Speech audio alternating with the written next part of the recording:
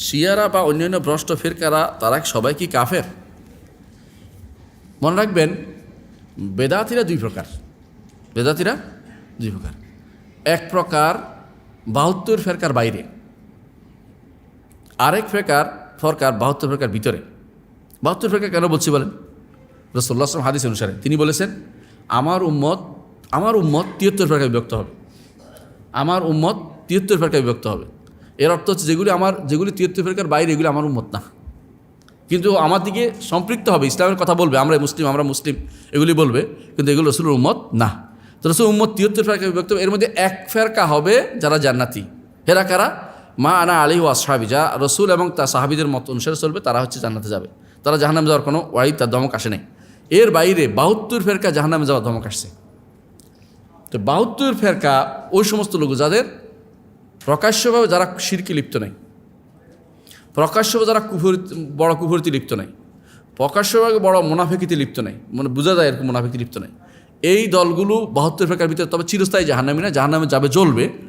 আল্লাহ যদি রহমত করে তাদেরকে বাঁচাই, কোনো কারণে আমলের কারণে বাঁচাইও দিতে পারেন, কিন্তু ওয়াইদের ভিতরে, ধমকের ভিতরে আছেন এরা। কটা? ৭২ ফেরকা। ৭২ ফেরকার বাইরে কিছু আছে যেগুলো চিরস্থায়ী জাহান্নামী। এগুলি ইমানের নাম নিলেও এরা কাফের। যেমন কি কাদিয়ানি, যেমন কি বোহরা। বোহরা চিনেন কি না? চিনেন না? বোহরারা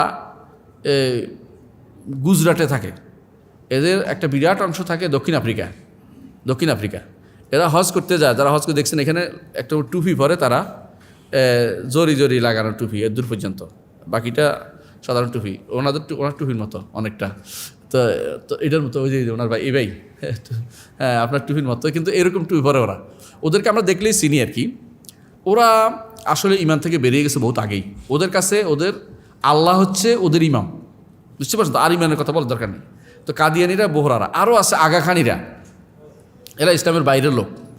আরও আছে সিরিয়ায় বর্তমান ক্ষমতাশীল যারা আছেন, এরা নুসাইরি বলা হয়, নিজেদেরকে আলাউই বলে, ওরাও কাফের। দ্রুজ, এরাও কাফের। দ্রুজ একটা আছে। বাবিয়া, ওরা কাফের। বাহাইয়া, ওরা কাফের। এগুলি সবগুলি বর্তমানে আছে, সব বিশ্বে আছে, ওদের বাংলাদেশেও আছে এদের সংখ্যা।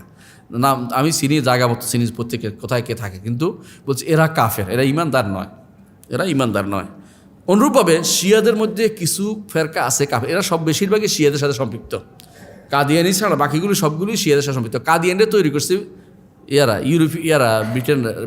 ব্রিটিশরা তৈরি করছে। এর বাইরে বাকি এই ফেরকাগুলো সবগুলি কাফের। শিয়াদের মধ্যে একটা বিরাট গোষ্ঠী কাফের, কিন্তু আমরা নাম ধরে শিয়াদের সবগুলি কাফের বলি না। কেন জানেন? কারণ সব শিয়া এক আকীদা পোষণ করে না।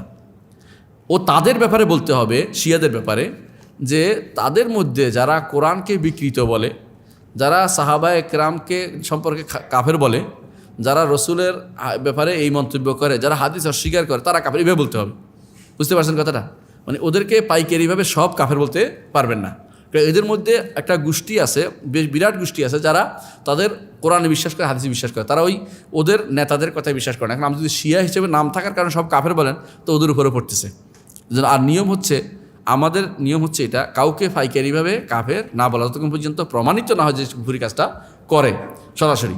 সুতরাং এদেরকে এইভাবে কাফের আমরা না বলি, বুঝতে পারছেন? বলবো এভাবে যে শিয়াদের মধ্যে একটা বিরাট গোষ্ঠী কাফের আছে। আরও বলবো এটা, যারা মনে করে শিয়াদের মধ্যে যে কোরআন বিকৃত, তারা কাফের। যারা হাদিস অস্বীকারী, তারা কাফের।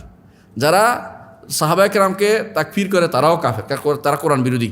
যারা আয়েশা রাদিয়াল্লাহু আনহা সম্পর্কে খারাপ মন্তব্য করে, তারাও কাফের, খারাপ কথা বলে, তারাও কাফের।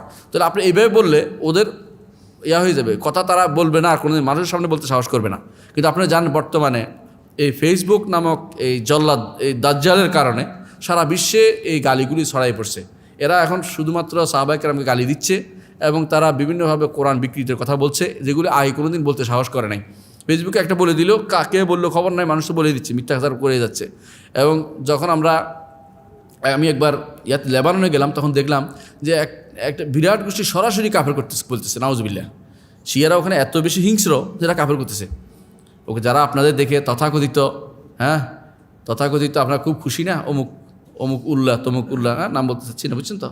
নসরুল্লাহ, হাসান নসরুল্লাহ না, হেতু শয়তানের হেজবুল্লাহ না, মানে লাত ও উজ্জার অনুসারী এরা এদের সম্পর্কে আপনারা খুব খুশি, কিন্তু এরা আসলেই শয়তান।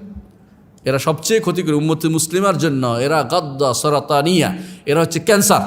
গুদ্দা সারাতানি, ক্যান্সার, এটা আর কিছুই না। এগুলি মনে রাখতে হবে, এগুলি আসলে কোনো ভালো কিছু আমাদের দেয় না। এরা পথভ্রষ্ট, কিন্তু সমস্ত পথভ্রষ্ট শেরকা কি কাফের নয়। পথভ্রষ্টরা দুই প্রকার, বলছে কীরকম দুই প্রকার, একটা হচ্ছে কাফের, আরেকটা হচ্ছে কর্মের কারণে, কোন কর্মে কাফের হয়েছে এটা তাকে বলে নির্দিষ্ট করে বলতে হবে এই এরা কাফের, এরা কাফের। আর কিছু আছে পুরোপুরি কাফের হয়ে গেছে, যাদের কথা আমরা বলেছি, বুঝছেন তো? জি, এদের মধ্যে জাহামিয়ারা কাফের। জাহামিয়ারা কাফের, আগের আমার ইমামরা সবাইকে জাহামিয়াদের কাফের বলতো। জাহামিয়া কারা? যারা আল্লাহর নাম গুণকে অস্বীকার করে। কারণ তাওহীদের একটা অংশ, তাওহীদ যে অস্বীকার করবে তার কাছে কিছু পাওয়া যাবে না। আর যেমনিভাবে কবর সিজদা করলে, কবরে কিছু দিতে পারলে মনে করলে যে ব্যক্তি কাফের বলে, তেমনিভাবে যে ব্যক্তি মনে করে যে আল্লাহর গুণ অস্বীকার করলে কিছু হবে না, সেও কাফের। আল্লাহর গুণ অস্বীকার, সেও কাফের। এটা মনে, এরা জাহামিয়া বলা হয়। এরা অনেক কিছু অস্বীকার করে, কোরআন শুনে অনেক কিছু অস্বীকার করে, এরা কাফের। না, ওরা তো বলতো না, ওরা তাবিল করতো, অপব্যাখ্যা করতো, কিন্তু ওরা কাফের বলা যাবে না, পথভ্রষ্ট বলা যাবে। জি।